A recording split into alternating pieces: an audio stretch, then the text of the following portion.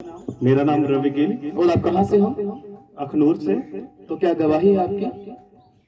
परमेश्वर ने बहुत ही अद्भुत तरीके से हमें ब्लेस किया। हमारी जॉब हॉस्पिटल में है, तो यहाँ पर हम किराए पर घर लेते थे। तो जैसे ही उनको पता चलता था कि हम क्रिश्चियन से, वो उसी टाइम क्या करते थे कि हमें वहाँ से जाने के लिए बोल देते थे। आपके जो वाइफ है वो हॉस्पिटल में as a staff nurse job करते हैं। जी। आपने बताया कि आप अखनूर से, क्योंकि आपकी वाइफ जो है वो कठुआ हॉस्पिटल में जॉब करते हैं। जी।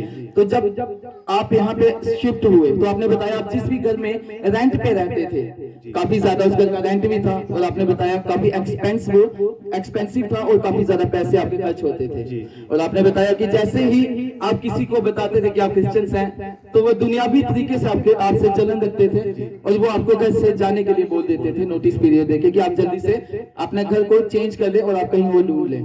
तो जब आप ऐसे हो रहा था, कितनी बार आपके साथ ऐसा हुआ?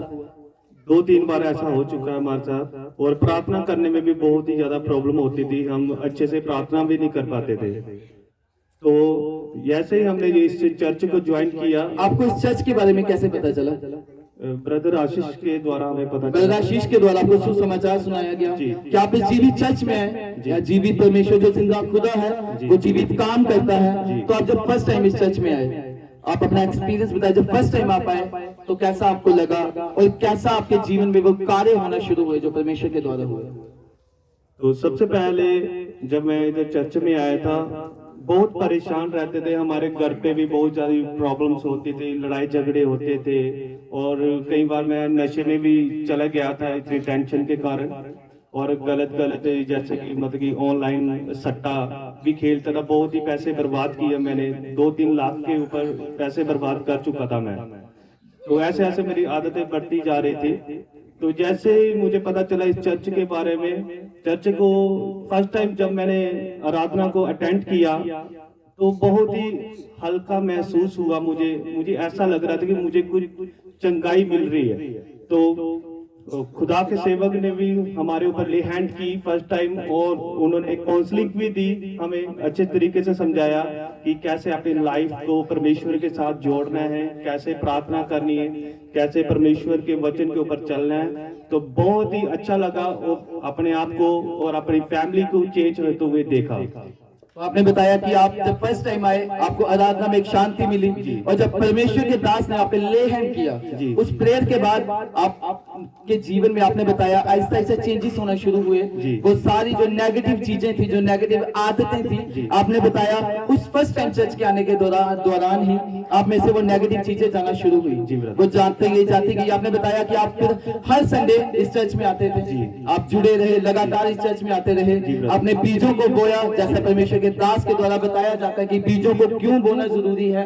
अपने दशमाशों को, जो आपकी कमाई थी, आप उसमें से बोना शुरू हो गए। और आपने बताया कि तब भी आप लेकिन किराए पे घर पे रह रहे थे। तो उसके बाद आप बताएं कि कैसे परमेश्वर ने आपके जीवन में वो बड़ा काम किया।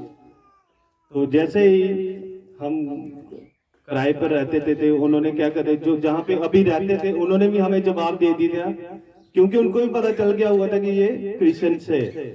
और जैसे ही मैं चर्च में आया तो मैंने खुदा के सेवक से, पास्टर जी से मैंने शेयर की बात। उन्होंने प्रार्थना की कि आपको बॉडी ही जल्दी आपको एक घर नया मिलने वाला है। हालेलुया। तो जैसे उन्होंने प्रार्थना की, उसके 2 संडे के बाद, 1 संडे के बाद गवर्नमेंट की तरफ से ऑर्डर आ गया कि हमें गवर्नमेंट की तरफ से एक नया घर मिल चुका है। इसके लिए प्रभु यीशु का तालियों के साथ धन्यवाद करें। आपने बताया कि आप उस घर के लिए, क्योंकि आपके वाइफ है वो काफी देर से इस हॉस्पिटल में जॉब कर रहे थे, आपने काफी देर से फॉर्म भरा हुआ था, लेकिन हर बार आपका वो फॉर्म रिजेक्ट होता था, या आपका जो नाम था आपकी वाइफ का वो वेटिंग लिस्ट में आता था।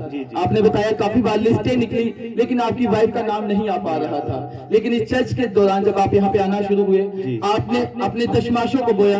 आपके वाइफ अपने दशमाशों को बोते थे, और वचन जैसे कहता है कि सारे दशमाश भंडार में ले आओ, ताकि मेरे भवन में कोई भोजन वस्तु आदि की कोई कमी ना करे, और ऐसा करके तुम परखो। हालेलुया। वचन कहता है कि ऐसा करके मुझे परखो कि मैं तुम्हारे ऊपर अपरंपार आशीषों की वर्षा करता हूं कि नहीं। हालेलुया। वैसा इनके जीवन में हुआ। इन्होंने अपने दशमाशों को बोया, जो जीवित परमेश्वर की हजूरी में हर बार संडे में आते थे। अपने दशमाशों को हर संडे को इन्होंने बोना शुरू किया और मांगा उस जीवित परमेश्वर पे कि हे परमेश्वर, मैं अपने घटी में से, चाहे अपने बढ़ोतरी में से, मैं तेरे भवन में बो रहा हूँ। हे परमेश्वर, मुझे आशीषें दे वैसी कि मैं तेरे नाम के लिए उसे इस्तेमाल कर सकूं। हालेलुया। क्योंकि ये चाहते थे कि ये प्रेयर करें, लेकिन उस घर में ये प्रेयर नहीं कर पाते थे और लोग इनसे चिढ़ते थे। लेकिन जीवित परमेश्वर की हजूरी में आने के दौरान, इस जीवित चर्च में आने के दौरान 1, 2, 3 हफ्ते ये अभी आते हुआ था और आपने बताया कि गोलमैन की तरफ से आपको अलॉट हुआ एक अपार्टमेंट, तो अभी आपने वहां शिफ्ट किया। तो समझें, जोरदार तालियों के साथ धन्यवाद करें, धन्यवाद करें जीवित परमेश्वर का। हालेलुया। ये ताकत है जीवित परमेश्वर की कि जो आप देख रहे हैं, ब्रदर ने गवाही को दिया कि नशे में थे, अलग अलग गंदी आदतों में थे, परमेश्वर ने उसमें से भी निकाला और बरकतें दी। किस प्रकार? क्योंकि वहां जाते थे तो उन्होंने बताया काफी ज्यादा जो रेंट था पे करते थे, काफी ज्यादा पैसे जो थे वो नाश होते थे। परमेश्वर ने सरकारी पैसों के जरिए इनको घर दिया। हालेलुया।